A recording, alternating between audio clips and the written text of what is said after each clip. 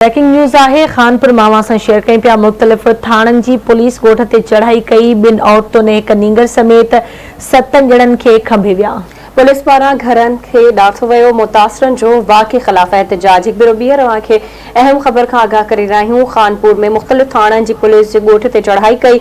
ॿिनि औरतुनि हिकु नींगर समेत 7 ॼणनि खे खंभे वई आहे। पुलिस पारां घरनि खे ड्राहियो वियो। मुतासिरनि वाक़े ख़िलाफ़ एहतजाज कयो आहे। अहम ख़बर खां अव्हांखे आगाह करे रहिया आहियूं।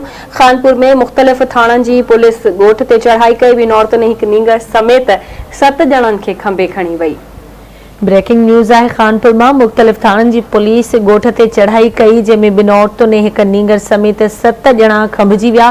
पुलिस पारां घरनि खे ड्राथो वियो। मुतासिरनि वाक़े ख़िलाफ़ एहतजाज कियो आहे।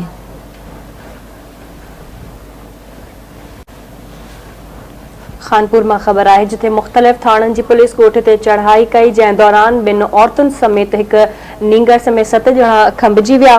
पुलिस पारां घरनि खे ड्राहियो वियो। मुतासिरनि वाक़े ख़िलाफ़ एहतजाज कियो आहे।